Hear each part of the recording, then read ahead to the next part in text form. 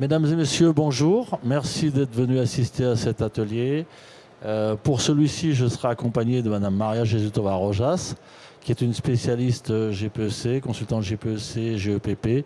Elle vous expliquera tout à l'heure ses modalités d'intervention dans les entreprises.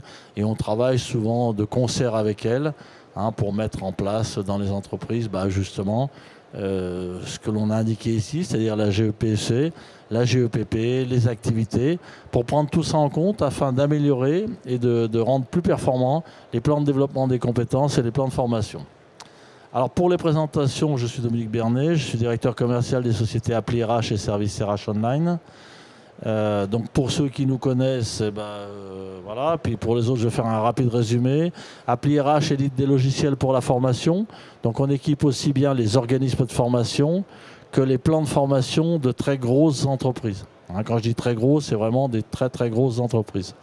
Et puis, chez Services RH, on édite tout un SIRH avec une offre très modulaire, décomposée, des fiches salariés, un module pour les congés absents, gestion des temps, un module pour la gestion des notes de frais, un module pour la gestion des temps des activités, les entretiens annuels. Alors quand on dit entretien annuel, c'est aussi une des clés de ce qu'on va vous exposer aujourd'hui. C'est entretien annuel, professionnel, retour à l'emploi, etc. On a également un module sur les emplois et compétences, un autre sur le plan de formation et sur le recrutement. Donc voilà.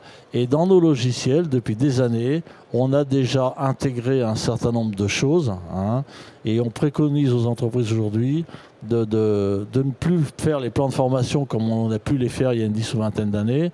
Aujourd'hui, il faut vraiment prendre en compte les activités, la GPEC, la GEPP. Alors, pour les définitions, les activités d'un salarié, comme je l'indiquais ici, ça regroupe l'ensemble de ces tâches. Et chacune des tâches peut être soumise à des obligations réglementaires. Un chauffeur, il doit avoir un permis, il doit avoir des habilitations, etc. Pour exercer. Et puis, il y a aussi la démographie et puis les changements technologiques dans les entreprises.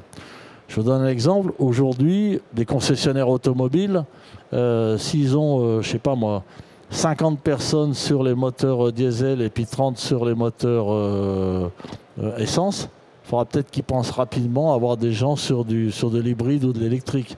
Parce que malheureusement, aujourd'hui, les technologies évoluent. Donc aujourd'hui, nous, dans les plans de formation, dans la gestion de formation, on intègre justement tout ça pour pouvoir faire de la prospective, pour dire, voilà, on en est là aujourd'hui, mais qu'est-ce qui se passe dans quelques années et quelles sont les personnes qui ont déjà des prédispositions pour être formées vers cette nouvelle technologie. La GPEC, donc c'est la gestion prévisionnelle des emplois et des compétences. Donc ça, c'est assez classique. On utilise les compétences pour projeter les besoins en formation, en recrutement ou en mobilité. Demain, j'ai besoin d'avoir toute une population sur telle ou telle activité. Quelles sont les compétences nécessaires et quels sont les gens qui ont déjà des prédispositions qui permettront plus facilement de les glisser vers ces postes-là. En sachant qu'on doit prendre en compte justement la gestion des parcours professionnels, parce que c'est bien de dire on a des besoins sur tel ou tel niveau, sur tel ou tel sujet ou sur tel ou tel site. Maintenant, s'il n'est pas possible de muter les gens sur ces sites-là, il faut trouver une autre solution qui peut être le recrutement ou des choses de ce type-là. Alors, pourquoi combiner justement tout ça? Alors, il y a plusieurs enjeux. Tout d'abord, on équipe nous aussi des organismes de formation. Donc les organismes de formation, intégrer toute cette démarche qualité, toutes ces choses-là. Aujourd'hui, c'est un petit peu rentré dans les mœurs avec Calliope. Calliope est entré en vigueur au 1er janvier 2022. Ça permet aussi de renforcer son impact auprès de ses clients, etc. Je ne vais pas trop m'attarder sur la partie organisme de formation. Je vais passer plus de temps sur la gestion du plan de formation et la gestion des compétences dans les entreprises. Alors pourquoi? Parce que, comme on l'a indiqué, les budgets ne sont pas extensibles. Les prises en charge formation aujourd'hui deviennent de plus en plus rares. Donc on a intérêt d'optimiser son budget. C'est-à-dire qu'avec le même argent, il faut faire mieux, plus et mieux. Donc pour ça, il faut faire bien. Parce qu'on a connu tous le temps des plans de formation où on formait 300 personnes sur Word alors qu'il n'y en a pas la moitié qui l'utilisaient. Tout ça, c'est fini. Il faut faire des choses à bon escient. Et puis la formation, c'est un élément clé de la cohésion sociale, c'est-à-dire que voilà, ça fait partie du débat social de l'entreprise. Les partenaires sociaux, ils sont très très très attachés. Hein, puis c'est aussi un formidable levier, hein, pour la motivation salariale. Hein. Donc il faut passer du plan de formation au plan de développement des compétences.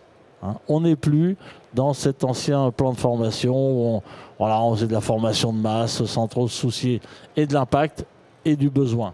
Hein. Et puis, encore une fois, donc il faut anticiper les mutations, hein, aussi bien technologiques que démographiques, parce que dans les logiciels, on oublie souvent aussi la démographie. Alors je sais, c'est toujours discriminatoire de parler d'âge. Bon, moi je peux parler, vu mon âge, tranquillement. Hein. Mais il est sûr que demain, dans une entreprise, on va plus se soucier de remplacer quelqu'un comme moi que les 3/4 de la population que j'ai devant moi ici. Hein. Parce qu'il y a un moment, il faut appeler un chat un chat. Quand une personne arrive pas loin de la retraite, il faut aussi penser à le remplacer. Bon, remplacez-moi pas tout de suite, attendez un peu quand même. Donc voilà, et c'est pour ça qu'on aura... qu'est-ce qu'on a fait? On est revenu en arrière. Hop. Voilà. C'est pour ça qu'il faut prendre en compte cette démographie. Et nous, dans nos logiciels, je vous montrerai tout à l'heure, hein, de façon très graphique. Par exemple, je vais dire, tiens, mon plan de succession, j'ai le logiciel, tiens, vas-y, colore-moi tous ceux qui ont dépassé la cinquantaine, tous ceux qui ont dépassé les 55. Parce que c'est un élément clé, hein, de l'anticipation. Hein. Et puis, il y a bien sûr de répondre aux obligations. Hein, il y a une obligation qui est très, très, très importante, qu'on évoque, nous, depuis des années. C'est l'obligation pour l'employeur de maintenir l'employabilité de son salarié.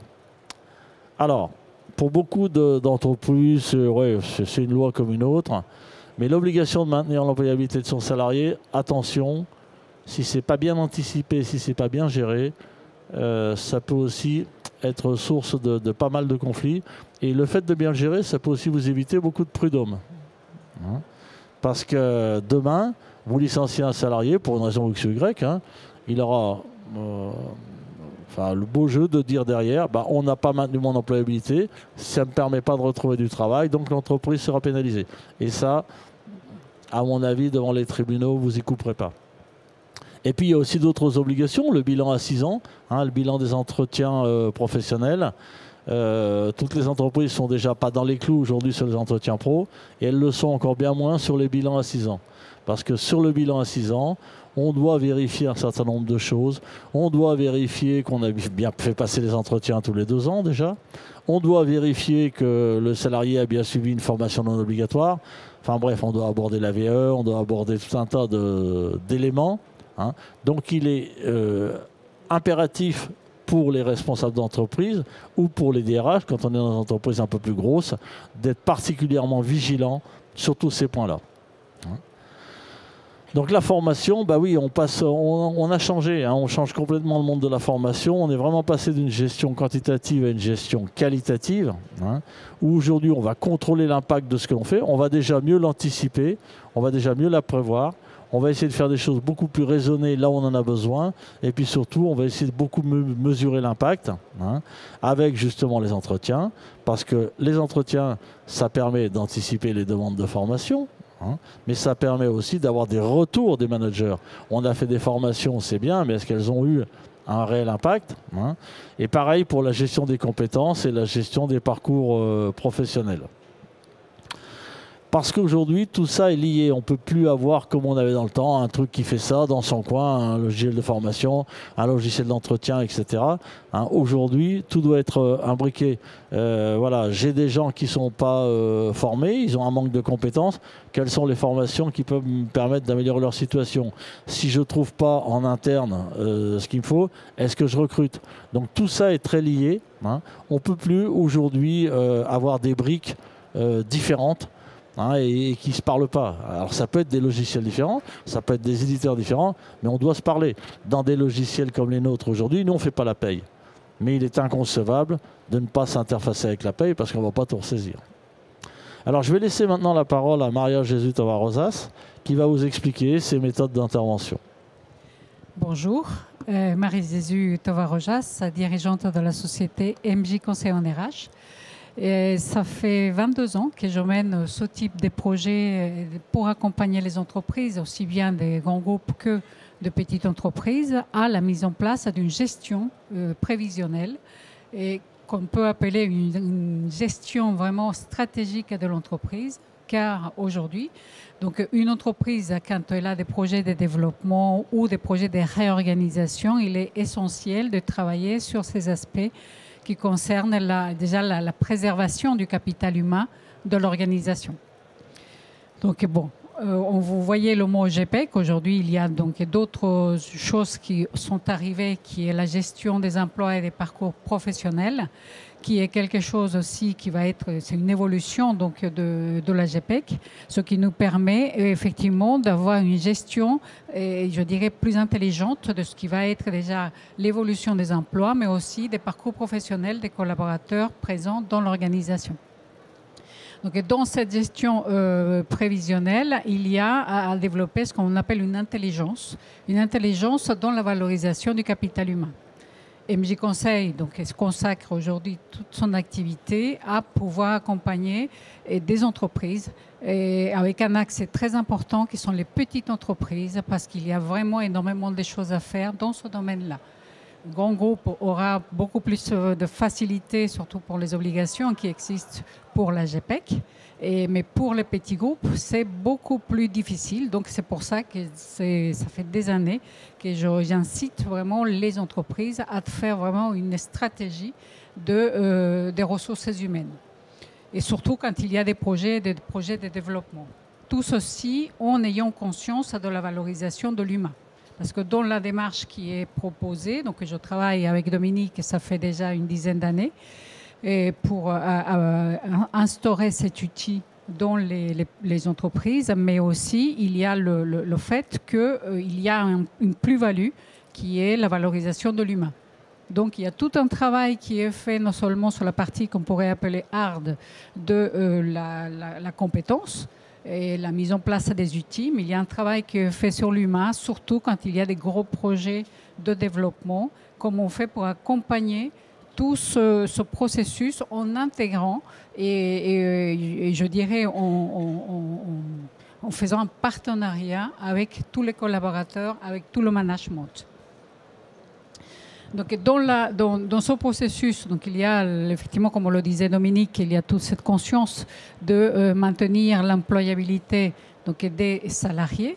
Il y a le fait aussi de créer, je dirais, le fameux partenariat dont je parlais. Ça va aussi bien avec les salariés, mais c'est aussi pour les instances représentatives du personnel, quand ça dépasse un certain nombre de salariés dans l'entreprise. C'est aussi le travail énorme qui est fait au niveau de ce qui est la sensibilisation et entendre aussi ce qui attendent les nouvelles générations, qui est le sens dans l'organisation. Et tout ceci pour fidéliser les collaborateurs, de savoir exactement où est-ce que je peux aller, parce qu'on gère très très facilement donc les parcours professionnels grâce à des outils comme celui que nous avons chez Appli RH. Et c'est aussi le fait d'améliorer donc le discours entre le salarié, le manager et la direction, dans le cas où il y a donc des évolutions de métiers à faire. Donc, sachez que les métiers aujourd'hui, le métier qui existe aujourd'hui, d'ici 5 ans, il y aura 80% des métiers qui auront complètement changé, voire disparu. Donc ça, c'est un enjeu énorme aujourd'hui. Ça, c'est des données qui viennent de l'OCDE et qui nous permettent donc de voir que ce n'est pas vraiment du jeu. C'est-à-dire que pour quelqu'un, un manager, un responsable RH, il y a un enjeu énorme aujourd'hui pour pouvoir intégrer l'évolution de ces métiers. Prenons le cas des métiers, par exemple, les métiers de la comptabilité, ce sont des métiers qui ont, les 80% du métier a complètement changé. Donc, il y a d'autres nouvelles compétences qui vont être développées. Donc, c'est tout ce travail qui est fait avec les dirigeants, avec les responsables RH pour qu'on puisse poser les choses et voir effectivement qu'est-ce qu'on va intégrer dans le métier, comment on va gérer ces nouvelles compétences, nouvelles connaissances qui sont exigées par l'évolution des métiers. Et vous n'êtes pas sans savoir qu'il y a donc les nouvelles technologies, tout ce qui va concerner l'intelligence artificielle. Tous les métiers sont impactés aujourd'hui par l'intelligence artificielle. Quand je parlais à l'instant de la comptabilité. Et avant, on avait une facture qu'on allait envoyer au comptable et puis il y avait des gens qui saisissaient les factures. Aujourd'hui, tout ça, ça se fait automatiquement. Et merci donc à l'intelligence artificielle, mais tout ça, il faut l'anticiper. C'est-à-dire que dans le cas de ce type de métier, donc comment on va transformer ce temps qui était utilisé pour la saisie, comment on va le transformer. Donc là, c'est une des choses que j'ai instaurées donc des entreprises que j'accompagne, c'est le service client. Et aujourd'hui, tout le monde est unanime, il faut consacrer beaucoup plus de temps au service client. Donc comment préparer les gens pour qu'il y ait cette aisance dans l'accompagnement des clients. Il y a le métaverse aussi qui va avoir un impact sur les métiers. Il y a tout ce qui va être la réalité augmentée, la robotique, tout ce qui va être les exosquelettes. Tout ça, ça a un impact sur les métiers. On ne peut pas, par exemple, prendre le cas des déménageurs aujourd'hui, et il y avait des compétences avant et voire une force physique très très forte. Aujourd'hui, on a les exosquelettes qui nous aident vraiment et qu'il va falloir donc repenser tout ça et repenser les métiers pour pouvoir les définir correctement. En ce qui concerne la gestion prévisionnelle, donc nous avons plusieurs choses à voir quand on mène ce type de projet. C'est d'abord, quel est le rôle de chacun des acteurs dans l'entreprise? C'est-à-dire que les ressources humaines vont avoir un rôle très important qui va être vraiment la base de cette pyramide, qui est le rôle de faire la gestion vraiment de ces parcours, de ces compétences et des évolutions des métiers. Nous avons la deuxième étape de cette pyramide qui va être le management. On ne fait pas un projet GPEC, GEPP sans pouvoir intégrer les managers. Tout ce qui va être l'évaluation des compétences qui va être intégré dans un outil comme celui que nous exposons, et c'est les managers qui vont avoir vraiment la réalité de ces compétences-là, parce que c'est eux qui sont au quotidien avec les collaborateurs. Donc il y a un travail main dans la main entre les collaborateurs, les ressources humaines et les managers.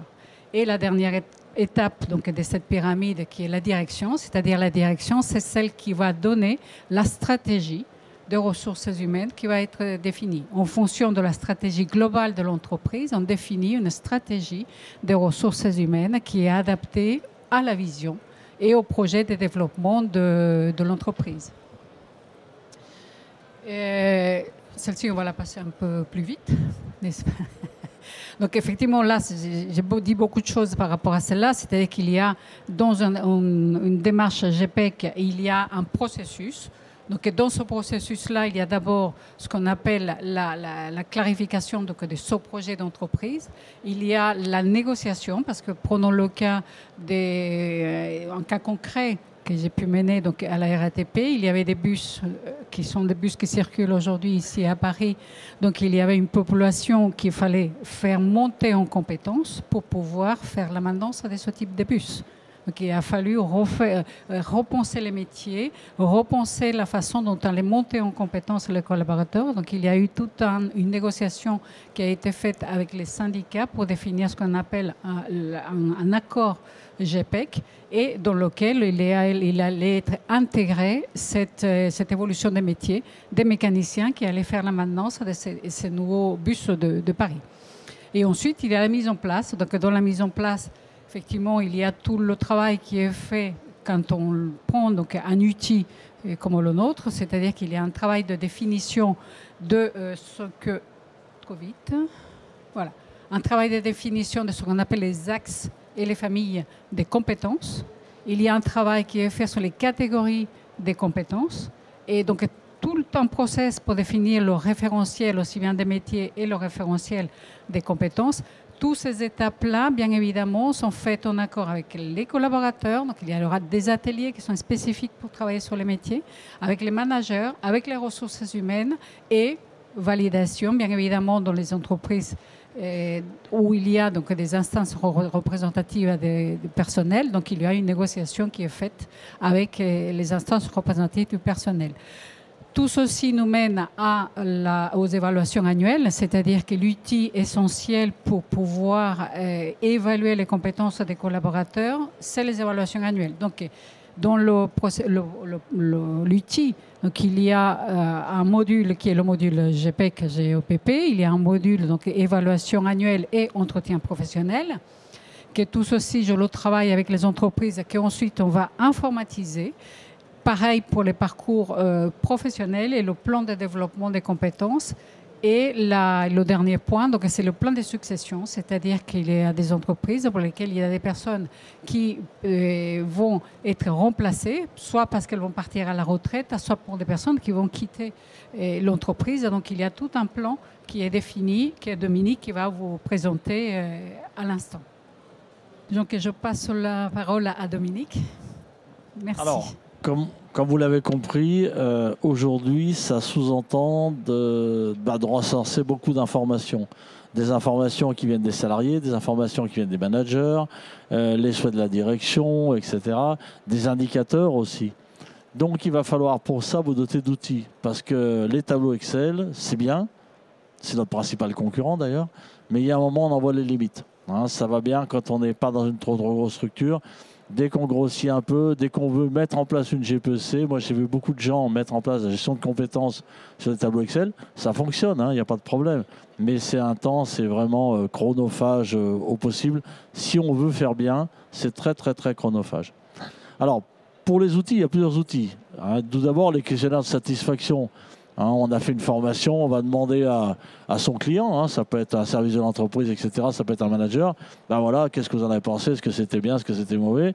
On va demander également ça au stagiaire, pour lui, quel est son ressenti. Voilà, c'est un des outils, mais ce n'est pas le seul. Il y a les retours et les appréciations données par les managers pendant les entretiens, qui eux, au fil de l'année, ont pu constater que la formation suivie 6 mois ou 1 an plus tôt, effectivement, adapté au poste du salarié, on voit si ça a donné des résultats ou pas. Et un logiciel de GPEC, justement, son rôle, c'est ça. C'est de piloter cette évolution de compétences, c'est de l'encadrer et puis voire même d'aller extrapoler un petit peu dans le temps. Donc voilà, l'idée, c'est de mesurer les écarts aussi entre les besoins d'activité et la démographie de l'entreprise, ce que j'ai dit tout à l'heure. On a plein de corps de métiers qui aujourd'hui vont devoir, par la force des choses, parce que les technologies évoluent, parce que la législation évolue, qui vont devoir réorganiser leur activité. Je pense par exemple à un gros client que l'on a, où ils ont beaucoup de techniciens sur les chaudières fuel, chaudières gaz. Ces gens-là demain, fuel et gaz, on sait que ça va être plutôt en déclin, qu'il va falloir former les gens sur des pompes à chaleur, sur des panneaux photovoltaïques ou sur des choses comme ça. Donc eux, ils ne peuvent pas se permettre d'attendre. Aujourd'hui, ils sont obligés d'anticiper tout ça parce que les lois vont vite, parce que les changements se font vite. On a interdit les nouvelles chaudières depuis peu de temps. Enfin bref, donc eux, ils sont obligés de travailler avec ces éléments-là. Et puis donc dans les outils, il va falloir aussi un logiciel de gestion de formation qui soit performant. La gestion de formation, alors j'appelle ça à l'anglo-saxonne. C'est pas péjoratif. C'est qu'avant les anglo-saxons, ils avaient tendance à gérer la formation en disant « Monsieur un tel a fait telle formation à telle date, machin, tant d'heures et ça a coûté tant ». Voilà. Je me souviens quand j'ai présenté les premiers logiciels de gestion de formation, j'avais présenté ça une fois au Luxembourg. Les DRH étaient effondrés. Ils m'ont dit mais nous, on n'a pas besoin de tous ces indicateurs-là, on n'a rien à faire, nous c'est basique. Et ils avaient parti de notre logiciel parce qu'on était trop compliqué. Bon, 2 ans après, ils ont légiféré, ils se sont rendus compte qu'ils avaient besoin de nos logiciels. Parce qu'on était, on est encore assez en avance en France sur certains points. La gestion des compétences en France, elle avait pris du retard par rapport aux anglo-saxons. On l'a rattrapé depuis. Et on a même un petit peu dépassé tout ça. Donc il faut un logiciel RH qui soit performant, qui permette de suivre, qui permette d'anticiper et de proposer des parcours. Parce qu'avant, et nous dans nos logiciels, chaque individu, chaque salarié peut prendre sa dernière évaluation, la projeter sur son poste actuel pour voir quelles sont ses lacunes, mais il peut aussi la projeter sur un autre poste, dire tiens demain j'ai envie de devenir, je sais pas moi, chef d'équipe. Tiens, il me manquerait peut-être une formation en management. Tiens, dans mon entretien, je vais demander à suivre une formation en management. Parce que je m'aperçois qu'en plus, j'ai quelqu'un qui va partir à la retraite dans 1 an, etc. Et je pourrais peut-être postuler à sa place. Donc voilà, tous ces outils-là, ils sont impératifs pour mettre en place une gestion des compétences. Alors, il y a aussi des petits conseils, hein, et puis des petites erreurs à éviter. Bon, déjà, comme on vient de le dire, hein, doter les gestionnaires RH d'un outil, hein, qui soit capable de faire un état des lieux précis, parce que c'est bien de savoir où on veut aller, il faut déjà savoir où on en est. Ça, c'est déjà la première des choses, hein. Maria Jésus a beaucoup insisté là-dessus, sur sensibiliser les managers. Parce qu'une démarche qualité RH ou une démarche GPEC, ça ne peut pas venir simplement des DRH. Ce n'est pas eux qui vont dire oh là, on met en place ça et puis tout va bien fonctionner. Moi, je n'ai jamais vu faire ça, hein. Il faut vraiment que les informations soient bien alimentées, hein. Donc pour ça, il faut aussi mettre en place des outils simples. Parce que si vos outils sont discriminatoires, ça ne marche pas. Quelqu'un se pose devant un logiciel d'évaluation, s'il ne sait pas comment il doit évaluer les compétences, il ne va pas vous restituer des bons résultats. Et si les résultats sont mal restitués, ben, c'est encore pire que d'avoir rien fait, hein. Et attention, je l'explique toujours, et Maria Jésus peut le confirmer, quand on met en place une GPEC dans les entreprises, on n'a pas droit à l'erreur. On n'a pas droit à un coup d'essai pour dire on va recommencer plus tard, hein. Déjà, cette démarche qualité, cette GPC dans les entreprises, souvent pour les salariés, c'est perçu comme une lubie de la DRH. Il faut être clair, hein, c'est encore un truc qu'on nous impose, c'est une lubie. Pourquoi ils disent ça? Parce que déjà, on ne leur explique pas suffisamment les buts et surtout, on ne leur restitue pas assez les résultats. Un chef d'équipe qui a évalué ses salariés, c'est bien, il a évalué, on lui demande d'évaluer les compétences, voilà. Point barre, il ne sait pas à quoi ça va lui servir. Par contre, quand on lui dit, vous voyez, les gens évalués là, et bien maintenant on se rend compte que sur tel ou tel point, on pourrait peut-être améliorer la situation, là ça change les choses, hein. Donc il faut leur restituer des résultats. Et puis, il faut aussi, comme je dis, adapter l'environnement RH à la démarche GPC, parce qu'il y a plein d'autres outils. Les outils sont tous imbriqués, j'expliquais tout à l'heure. Demain, vous recrutez quelqu'un, on ne recrute pas un individu, on recrute des compétences, hein. On recrute des compétences pour une fonction donnée. L'individu en lui-même, bah oui, c'est pas le plus important, hein.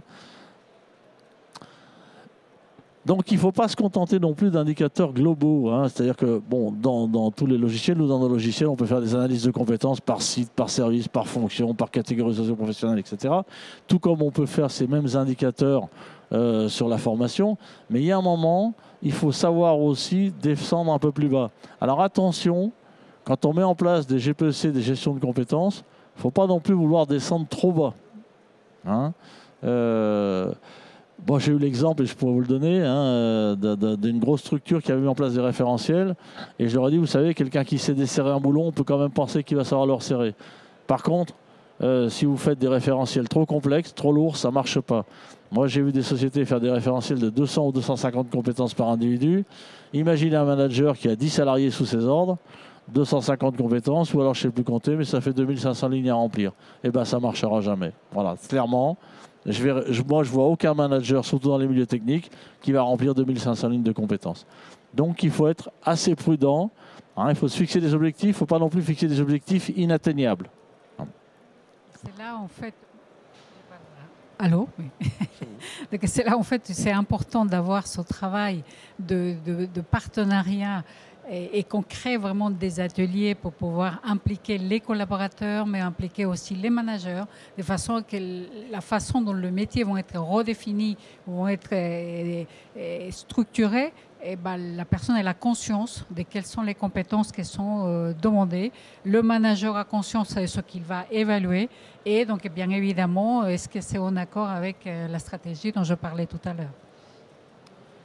Voilà, c'est pour ça qu'il faut avoir donc des outils très modulaires, hein. On ne va pas tout déployer forcément en même temps, hein. Donc il faut y aller étape par étape, hein. On n'est pas obligé de... Vous savez, moi j'ai vu des sociétés qui me disent « mais on ne peut pas mettre en place la gestion de compétences, on n'a pas fait le référentiel de la standardiste. » La standardiste, elle est unique dans l'entreprise. Ce n'est pas que son rôle n'est pas important, c'est qu'on ne la remplacera pas par un plombier. Donc je veux dire, il y a un moment, commençons déjà par les populations les plus importantes de l'entreprise.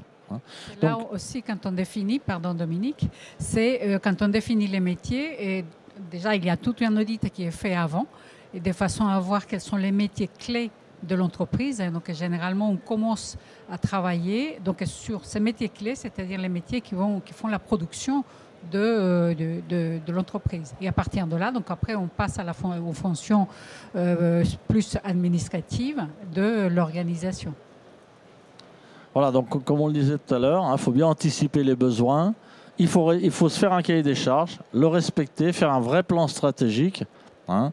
Pas la peine d'aller de vouloir tout révolutionner dans l'entreprise. Il faut y aller étape par étape et respecter ce que l'on avait défini. Il faut bien sûr intégrer les outils nécessaires. Hein, parce que, comme je disais, les tableaux Excel, à un moment, on en voit les limites. Hein. Et puis après, il faut aussi, au fur et à mesure, contrôler les acquis et puis la satisfaction. Parce que si vous mettez en place des outils, mais vous avez un tollé de tout le monde, s'ils donnent satisfaction à personne, il y a un moment, il faut savoir dire non, on n'est pas sur la bonne voie là. Hein. Donc il faut être assez prudent en la matière. Donc voilà, le processus, bah voilà, on structure déjà bien son projet, ses objectifs. On automatise le processus, hein, parce que pas automatiser, c'est tout à fait trop lourd à gérer. Hein. On automatise aussi les analyses, parce que demain, c'est bien, j'évalue des individus, mais si j'ai pas de choses automatiques dans la restitution de résultats, ça va être tout à fait trop lourd de le gérer. S'il faut reprendre tout ça dans des tableaux Excel, on n'a pas avancé, quoi.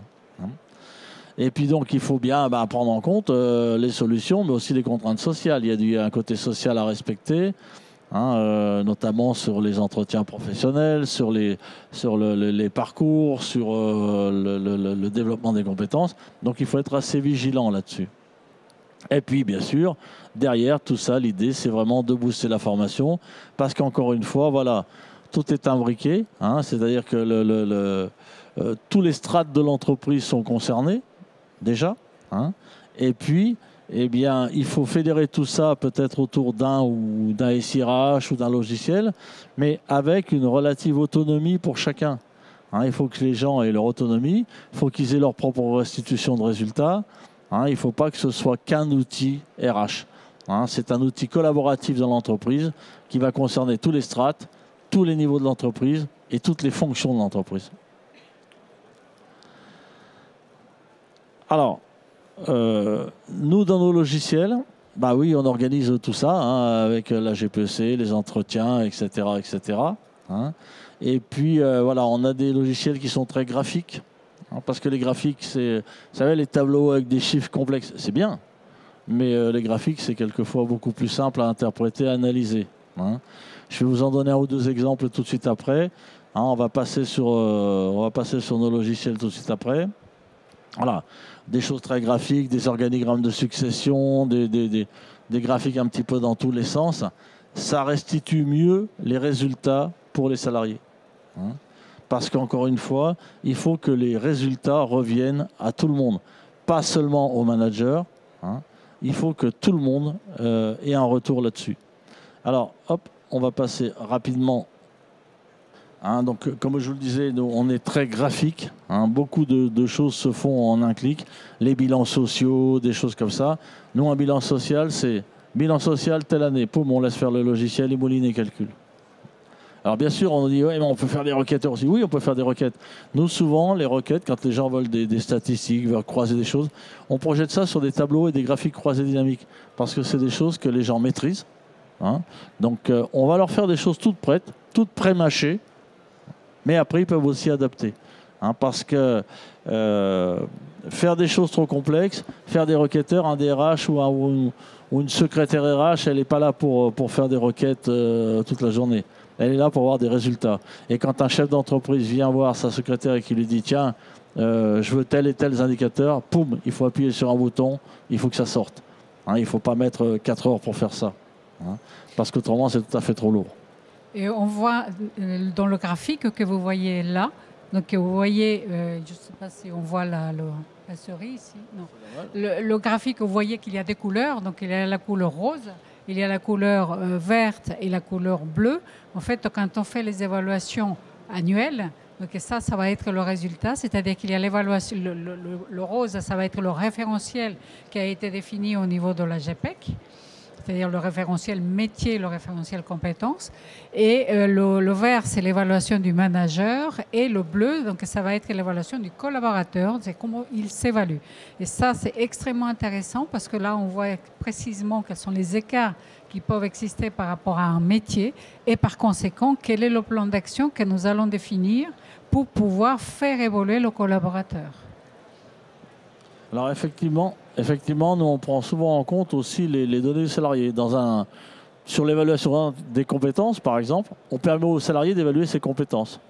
on va demander à son manager de les évaluer. Et on va mettre les deux en confrontation parce qu'il peut y avoir quelquefois des écarts.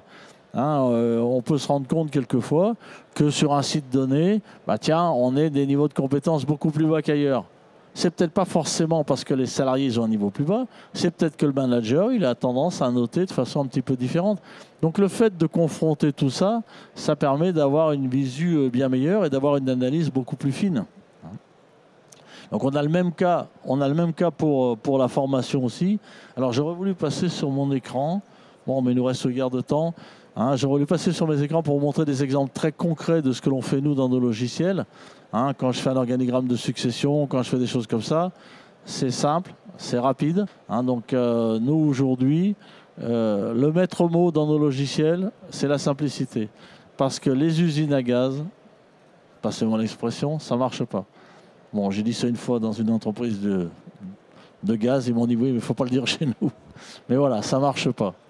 Il faut que ça reste simple, il faut que ça reste abordable, et il faut que ça restitue des résultats facilement et immédiatement. Nous, un bilan social, comme je le disais tout à l'heure, c'est 2 clics. Voilà, je choisis l'année, je demande le bilan social, terminé. Alors après, bien sûr, on peut les adapter en fonction des entreprises, mais il faut que ce soit de l'immédiat. Voilà, je crois qu'on a fait à peu près le tour. Je suis désolé de ne pas pouvoir, j'aurais voulu, mais bon, c'est pas grave, venez sur notre stand. Voilà, je vous montrerai ça sur nos logiciels directement. Vous allez voir comment les manipuler. Nous, chez nous, quand une entreprise veut mettre en place un SIRH, au maximum, et s'il prend tous les modules, c'est 3 jours de formation. Et c'est le maximum pour l'ensemble des modules. Les 3/4 du temps, en 1 jour ou 2 jours, c'est opérationnel.